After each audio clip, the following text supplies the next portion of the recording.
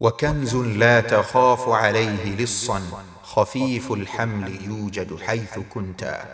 بسم الله الرحمن الرحيم. الحمد لله والصلاة والسلام على رسوله صلوات الله وسلامه عليه نبينا محمد وعلى آله وصحبه أجمعين. الحديث 19 حديث يكمن 9 katika kitabu cha al-Imam an-Nawawi rahimahullahu ta'ala. Hadithi hii inaelezea kuhusiana na al-imanu bil qada'i wal qadar, watu kuwa na imani na qada, mipango ya Allah subhanahu wa ta'ala, lakini na qadari za Allah سبحانه وتعالى. عن أبي عباس عبد الله بن عباس رضي الله عنهما قال: كنت خلف النبي صلى الله عليه وسلم يوما فقال. كتوك أبي العباس عبيني عبد الله بن عباس رضي الله عنهما. عبد الله بن عباس ابن عم النبي صلى الله عليه وسلم، وقد كان النبي صلى الله عليه وسلم يدعو له. alikuwa mtume صلى الله عليه وسلم akimwombea dua Abdullah ibn Abbas katika maisha yake, na aliwahi kusema mtume sallallahu alayhi wasallam: Allahumma faqihhu fi din wa allimhu at-ta'wil. Ewe Allah subhanahu wa ta'ala, mfunue na umfahamishe dini yake na pia mfahamishe elimu ya tafsiri. Fakana ayatan min ayati llahi fil ilmi wa fil fiqhi. Abdullah ibn Abbas alikuwa ni alama kubwa miongoni mwa alama za Allah subhanahu wa ta'ala katika elimu, lakini katika fiqhi, katika ufahamu vile vile. Fi tafsiri al-Qur'an, na katika tafsiri ya Qur'an tunafahamu kwamba ni mwanazuoni mkubwa sana, na tunatumia hivi sasa tafsiri yake katika aya nyingi, walillahi alhamdu. Hatta luqiba bitarjumani al-Qur'an, mpaka akaitwa kwamba yeye ni mwenye kufanya tarjama katika kitabu cha Allah subhanahu wa ta'ala. Wa hibar al-umma, wa kana tiflan saghiran fi ahdi an-nabi sallallahu alayhi wasallam. Mata an-nabi sallallahu alayhi wasallam wa huwa lam yablugh al-hulum. Alikuwa ni mtoto mdogo kipindi cha uhai wa maisha ya mtume sallallahu alayhi wasallam, bali alikufa mtume sallallahu alayhi wasallam ilhali Abdullah ibn Abbas bado hakufikia umri wa baligh. Wa ma hadha ataahu Allah subhanahu wa ta'ala hadha al-ilm al-ghazir. Pamoja na hali hii, lakini Allah amempatia elimu kubwa sana Abdullah ibn Abbas, wa hadha al-fahm al-azim, na hii fahamu kubwa, ufahamu aliyompa Allah subhanahu wa ta'ala mkubwa, bi barakati dua an-nabi sallallahu alayhi wasallam, kwa baraka ya dua ya mtume salawatullahi wa salamuhu alayhi. Qala, anasema Abdullah ibn Abbas kwamba siku moja mimi kuntu khalfa an-nabi, nilikuwa nyuma ya mtume sallallahu alayhi wasallam. Faqala, mtume sallallahu alayhi wasallam wakasema: ya ghulamu, ewe kijana. Mtume anamuita Abdullah ibn Abbas. Al-ghulam huwa as-saghir, na makusudio ya kijana maana yake ni kijana mdogo. Wa hadha fihi dalilun ala al-inayati bis-sighar, na hapa tunajifunza sisi Waislamu kwamba katika maisha yetu tuwatilie sana umuhimu watoto wadogo kwa kuwaelimisha, watawjihihim, na kuwaelekeza na kuwafunza mambo mbalimbali katika maisha yao, hasa mambo ya dini. Tusiwadharau watoto wadogo, tunatakiwa tukae karibu nao na tuwaelimishe busara na hekma na namna gani wanatakiwa waishi wao katika maisha yao, kwa upande wa kuitafuta dunia yao, lakini na upande wa kujikita zaidi katika kuitafuta akhira yao. Kwa hiyo mtume sallallahu alayhi wasallam siku moja alimueleza hivi Abdullah ibn Abbas kwa kumwambia ya ghulam, na hii ni rahma kwa kumuita hivi, ya ghulam inni uallimuka kalimat, ewe kijana mdogo, hakika yangu mimi leo nataka nikufundishe maneno. Kalimat yasira, ni maneno machache madogo sana, lakinaha kalimatun jawami, lakini maadamu yanatoka kwa mtume sallallahu alayhi wasallam yalikuwa ni maneno ambayo yamebeba uzito mkubwa na yamebeba maana kubwa sana. Alimwambia maneno gani mtume sallallahu alayhi wasallam Abdullah ibn Abbas? Alimwambia ihfadhillah, Abdullah ibn Abbas, mhifadhi Allah subhanahu wa ta'ala,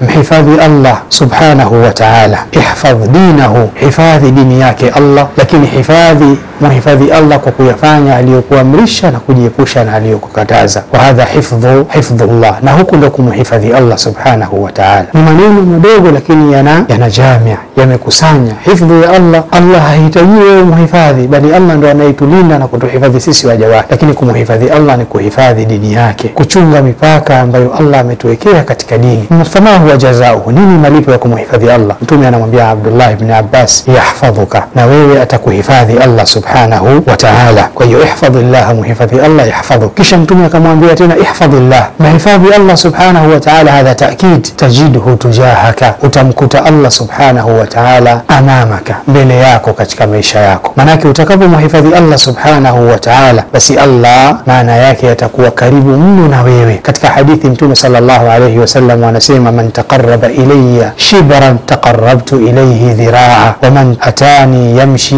ataituhu harwala. Yote yule ambaye atakayejikaribisha kwangu kwa shibri moja hii, basi nitajikaribisha kwake kwa dhiraa nzima. Lakini atakayejikaribisha kwangu akiwa anatembea, anahitaji radhi zangu, basi ataituhu harwala, mimi nitakuja kwake, nitajikaribisha kwake kwa kukimbia. Yote Allah anaonyesha kitu gani? Anaonyesha kwamba Allah ni mwepesi sana wa kuwa karibu na waja wake. Kadiri utakavyoonyesha mapenzi kwa Allah, basi Allah naye ataonyesha mapenzi kwako wewe. Utakapojisogeza kwa Allah, Allah atajisogeza kwako wewe. Fa idha faraghta fansab, unapopata faragha jipendekeze kwa Allah. Wallahi faida yake ni kubwa. Idha hafidhta Allah, utakapomhifadhi Allah yahfadhuk, tajiduhu amamak, na wewe atakuhifadhi, lakini na utamkuta katika maisha yako, yuko karibu na wewe katika kila hatua ya maisha yako. Lakini Mtume sallallahu alayhi wasallam vile vile anaendelea kumwambia Abdullah ibn Abbas, idha sa'alta, pindi utakapoomba wewe, fas'alillah, basi muombe Allah. Unapokuwa na shida zako katika maisha yako, binadamu wanavyo, wana uwezo, lakini usiwaelekee binadamu, muombe Allah subhanahu wa ta'ala. Fasalilladhi abwabuhu la tuhjabu, muombe yule ambaye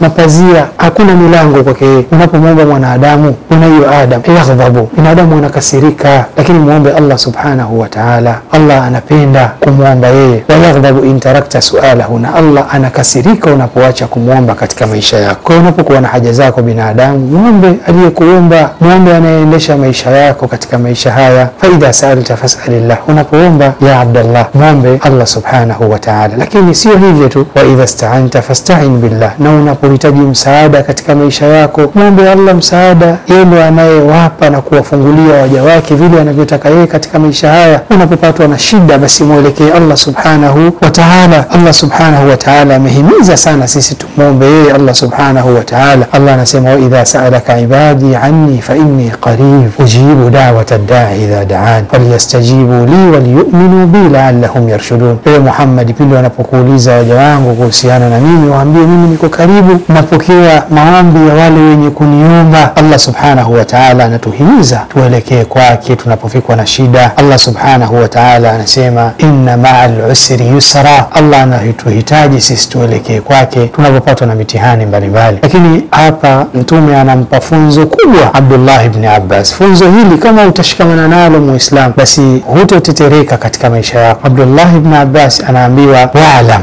natambua, anna al-umma, hakika ya umma, law ijtama'at ala an yanfa'uka bi shay, laiti ukusanyike umma wote kwa ujumla, viumbe wote wakusanyike ili wakunufaishe wewe, lam yanfa'uka illa bi shay'in qad katabahu Allahu lak, hawawezi umma kukunufaisha wewe isipokuwa kwa jambo ambalo Allah ameshakuandikia wewe likunufaishe, ulipate katika maisha yako. Na hii ndiyo imani ya Muislamu, afahamu kwamba anayetoa al-mu'ti huwa Allah, anayetoa ni Allah subhanahu wa ta'ala. Allahumma la mani'a lima a'taita wala mu'tiya lima mana'ta, ewe Allah, hakuna mwenye kuzuia kwa yule ambaye utakayeamua kutoa kumpa yeye, na hakuna anayeweza kuzuia kile ambacho umetaka wewe kitoke ya Rabb. Kwa hiyo idha sta'anta fasta'in billah wa'lam anna al-umma law ijtama'at ala an yanfa'uka bi shay'in lan yanfa'uka illa bi shay'in qad katabahu Allahu laka wa in ijtama'u, na hivyo umma ukusanyike kwa ujumla, ala an yadhurruka, ili ukudhuru wewe, bi shay'in, kwa jambo lolote wanalotaka wao wakudhuru, basi lam yadhurruka bi shay'in illa bi shay'in qad katabahu Allahu alayka, hawawezi kukudhuru isipokuwa kwa jambo ambalo Allah amekuandikia wewe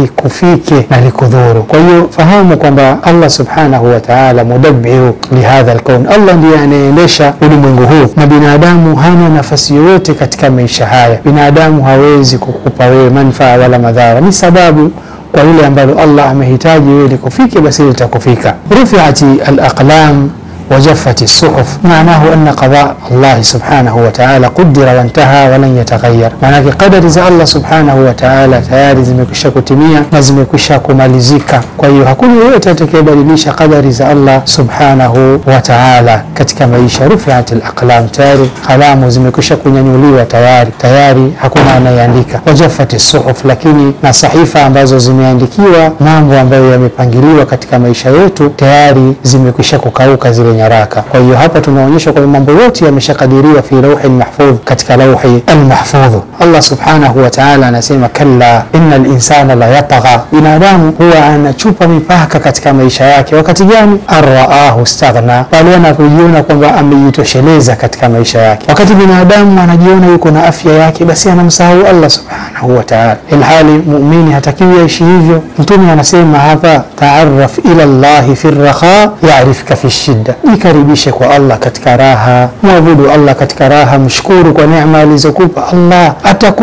atajikaribisha mwenyewe wakati wa shida, atakusaidia. Wa'lam, nafahamu anna ma akhta'aka, jambo lolote ambalo halikukupata wewe katika maisha yako, lam yakun liyusibak, wallahi halikuwa ni lenye kukupata. Jambo ambalo halikukupata basi lam yakun liyusibak, ndio limepangwa hivyo, halikuwa lenye kukupata wewe. Wama asabaka, na jambo ambalo limekupata, kama ni khairi, kama ni mtihani, basi lam yakun liyukhtiaka, halikuwa lenye kukukosa abadan. Maadamu Allah amekupangia likufike, litakufika. Wa'lam, nafahamu anna an-nasra ma'a as-sabri, hakika ya ushindi unapatikana kwa kufanya subra. Ushindi unapatikana binadamu anaposhikamana na subra. Wallahi fahamu kwamba anna an-nasra ma'a as-sabri. Al-insanu yubtala fi hadhihi dunya, binadamu anajaribiwa na kupewa mitihani mbalimbali katika maisha yake haya ya dunia, lakini anatakiwa awe na subra na awe na uvumilivu, na ndio atapata nusra ya Allah subhanahu wa ta'ala. Wa anna al-faraja ma'a al-karbi, nafahamu kwamba faraja huja pale mitihani inapokuwa mingi na imezidi. Mitihani inapokuwa mizito, basi ndio faraja inakuwa iko karibu. Kila unapoona una mitihani mingi katika maisha yako, fahamu kwamba faraja ya Allah subhanahu wa ta'ala iko karibu. Masahaba walisema mata nasrullah,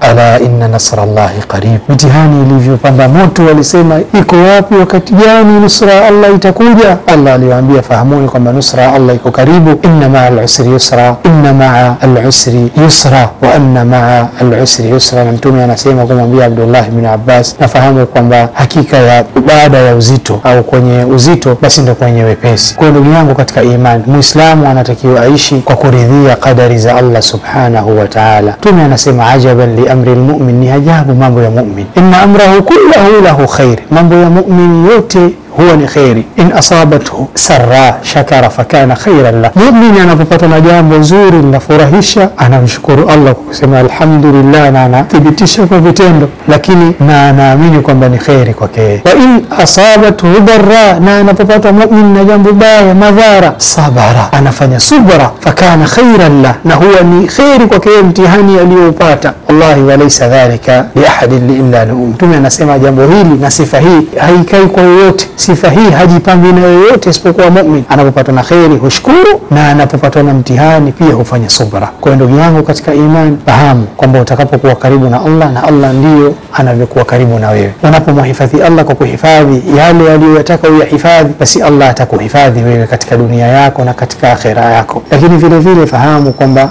umma wote hauna uwezo wa kukupa wewe manufaa wala madhara isipokuwa kwa jambo ambalo Allah amekuandikia. Lakini fahamu kila mitihani inapozidi kwako wewe, ndio faraja ya Allah subhanahu wa ta'ala iko karibu. Kikubwa muombe Allah subhanahu wa ta'ala, wa'lam anna ma'a al-usri yusra. Wa bihadha naktafi, wa sallallahu wa sallam ala nabiyyina Muhammadin wa ala alihi wa sahbihi wa sallam. Alhamdulillahi rabbil alamin.